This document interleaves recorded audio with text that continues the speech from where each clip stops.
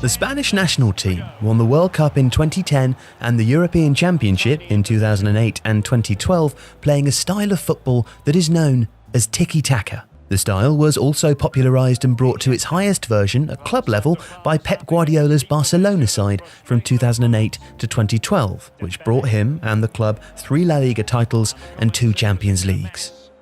Tiki Taka, in its simplest form, is a style based on retaining and circulating possession of the ball.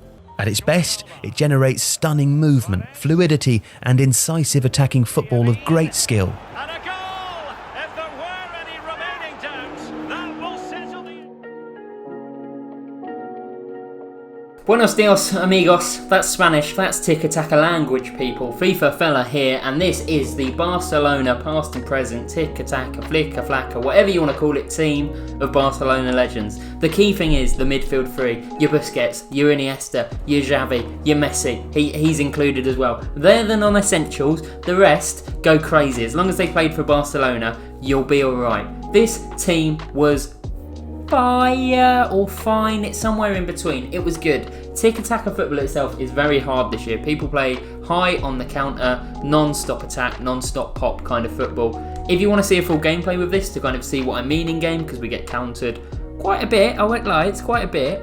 You can watch the recent foot files on the channel. I believe it was episode 6, you'll be able to find it pretty easily. But yeah, overall, this team is good. First thing, we're going to go through the players, and then we'll go through the actual custom tactics. So fast forward to this number if you only care about the custom tactics and not the players, but the players are what make Barcelona Barcelona. Marc-Andre ter Stegen, he's fine, he's inoffensive, I can't really say much more, he's a goalkeeper on this game, they're a little bit weird. Man of the match Jordi Alba, a good player, some clutch tackles from him, always gave us an option on the left, really good dribbling, which we try and use a lot on this. The fullbacks get very, very, very high up the field, and nowhere is that truer than Hector Bellerin. Played for Barcelona when he was about 8 years old, and he defends like an 8-year-old in real life, but on this game he attacks like an 80-year-old, if being older was somehow a good thing, I guess. This system is all about getting the wing-backs forward, and Hector Bellerin bloody loved to get forward. Good at defending, fine at defending, great at passing, got a lot of assists, quite a few goals in this team.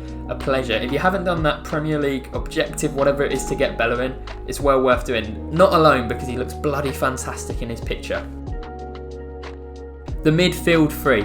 Sergio Busquets, I imagine, is the player that's going to worry a lot of people here. He's got about 6 pace, maybe 7, I believe. You know, we had to put a shadow on him, of course. He's good. He's fine. His finishing's alright if you get him in front of goal. He's got decent passing. He's got quite good dribbling. The thing, and this won't shock you, but it's quite stressful, Sergio Busquets is really slow, and I mean really, really slow. If you're using this team past just to have fun like I was, if you want to, you know, challenge for those high gold elite finishes, you're probably better off swapping Busquets with Frankie de Jong. Now, de Jong's not as good as Busquets in real life. Maybe he is now. I don't follow Barcelona as much as I probably should, but on the game, Frankie de Jong is probably better than Busquets at everything, but I just felt this midfield three was essential. You can't go changing it. Busquets was a key part. Really high depth meant he almost played as a third centre-back. He obviously actually played in DM and was on stay-back, so a lot of counter-attacks were stopped by him. But if they got past him, he certainly wasn't keeping up with them. Xavi, 90 rated mid-icon Xavi. I got lucky and pulled him in an icon pack, which as a Tiki-Taka player, I mean, you can't say no to Xavi, can you? He's a superstar. Look how cute he is on his card.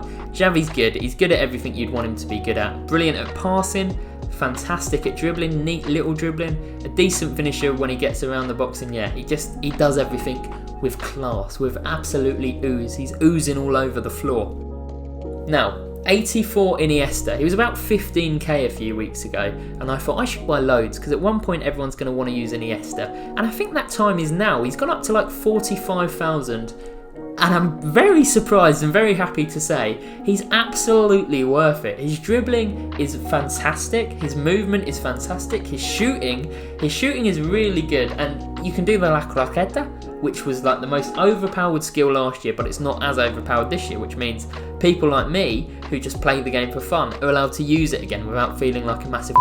So when you do it with Iniesta and it's his skill, it feels good. He finishes those chances. I love Iniesta. He was probably the highlight of the entire team.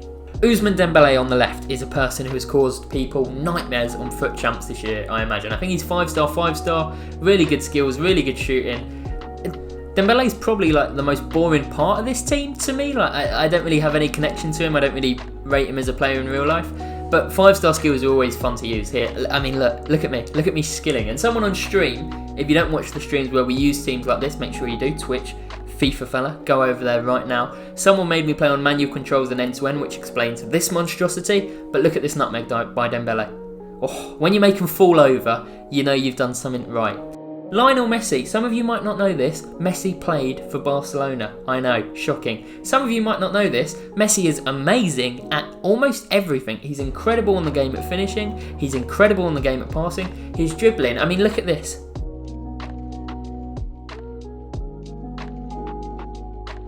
I miss that chance frustratingly, but how good is that dribbling? Just bloody electric. I loved Messi in this team. Obviously, if you're playing full Barcelona, you might want to put him up front, but I actually found the instructions that he was on at right mid made him come very central, as you can see in some of these clips. I loved Messi. I'm probably going to use Messi in my next team, whatever it is, because he was that good. 91, Luis Suarez. A beautiful card, a free card. If you did it, if you didn't do this card, what on earth is wrong with you? Do you have a hemorrhage in your brain? You might want to go and get checked out. He's incredible. He's really good, very strong, not the quickest, but you don't need it when he can finish like this. You get half a yard with Suarez, boom, goal. Your opponent's like, what's just happened? I'm taking kickoff. Suarez just scored again. Movement is fantastic, as you can see here, drifting off to the back post. He's unstoppable when he's in the mood, the Suarez card. If you didn't do it, again, if you didn't do him, get off the video. You make me sick. You're an absolute pig. Now, in terms of the player instructions, this is where it gets interesting. This is what a lot of you will want to see. So, obviously, we stick with the 4-1-4-1 in game. I wish you could play a 4-3-3 this year, but the wingers, for whatever reason, just stand on the corner flags all game and are useless. Defensive style, press after possession loss. You'll see so many of the goals we score are the opponent trying to quickly counter, and Jordi Alba or Hector Bellerin is on the edge of their own box going, no, not today. So you want to have that press after possession loss. Width, I don't really notice it either way, I won't lie to you. You don't want it too wide because Busquets drops in between the centre-backs quite often, and if you have it too wide, you've just got Busquets as the last line of defence. And I love Busquets, but I wouldn't even wish that on my worst enemy. Possession is obvious, you can go short with the goal kicks. Depth at 8. A lot of you will look at Puyol, Piqué and Busquets all quite slow and go, what on earth are you doing? Now, the whole idea of this is to win the ball back as soon as possible. I don't know about you, but I play my worst FIFA in the world when my opponent has the ball like 30 yards from my goal.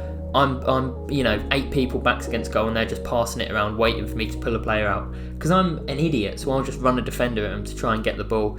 And just make the whole, I'll concede a goal, I will. So the whole point of the high depth is so the minute they try and go into their attacking midfielder, try and go into their strikers, Puyol, Piqué or even Busquets nips in front and takes the ball. Busquets is on an aggressive interception and I believe he's on man mark and it works so well. 8 depth is a must. Don't play this type of football on 3 depth, 4 depth because it just won't work.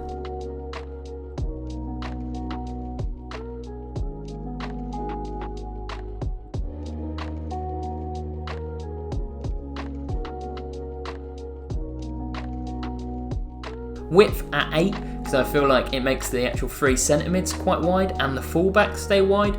Players in the box also at 8. Now this might seem really high, but I find they still, because people play on such low depth, the players on the box more makes them stand around the box. So you have images like this where we've got like 9 players forward and you can't really defend about that. So high players in the box, corners and free kicks just on 2 because it's quite a slow team, so corners and free kicks you can get counted on very, very easily. Forgive this screen, I'd already actually sold the players sadly before I remembered to do this bit because I'm really, really good at making videos, so the player instructions look a little bit funky. So in terms of ter Stegen, sweeper keeper comes for crosses. Do I notice a difference with either? No. Am I still going to put it on? Yes, every single bloody time.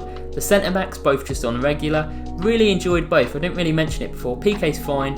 Puyol is very good. Some of the tackles he pulled out that led to counter attacks like here, stupendous. Couldn't be happier with Puyol's contribution.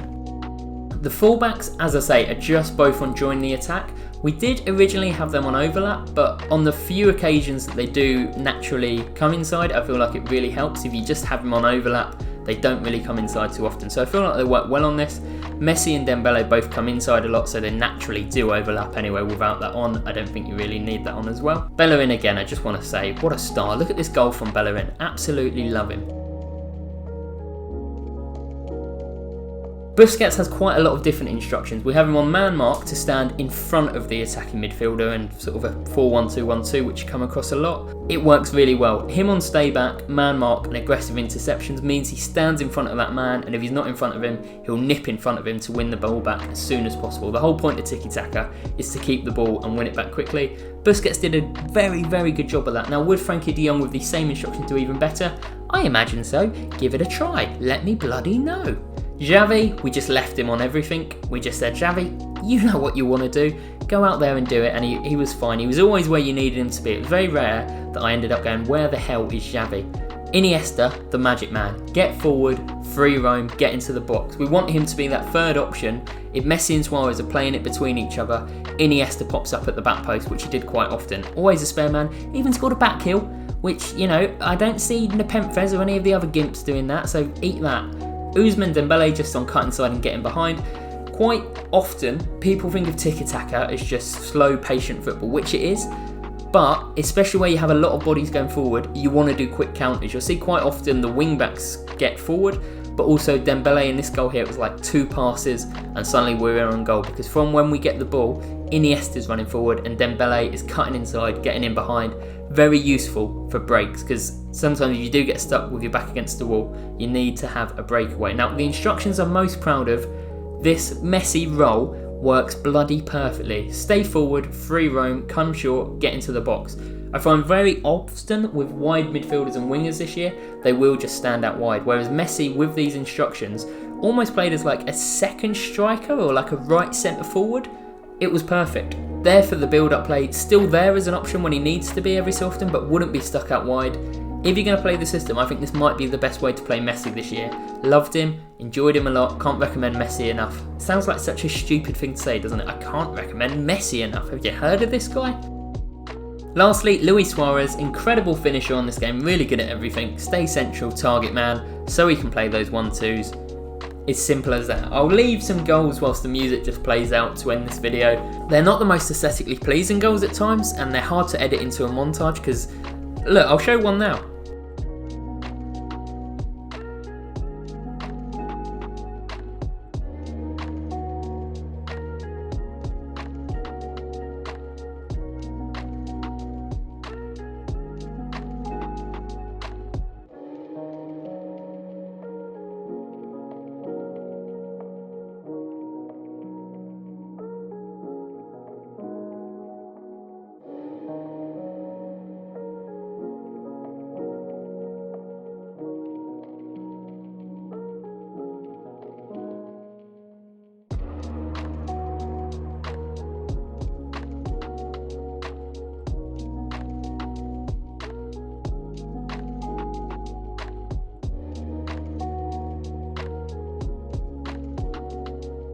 That was like just a minute of passing. How am I meant to make that to music? It seems like an impossible task. That was the most passes I've ever done in one goal. That's a little secret between me and you. But yeah, if you enjoyed this video, try out this team yourself. Let me know how you get on. Most importantly, have a bloody lovely week and make sure you come and watch my streams. Like the video, subscribe and all that. Arrivederci. Love you lots.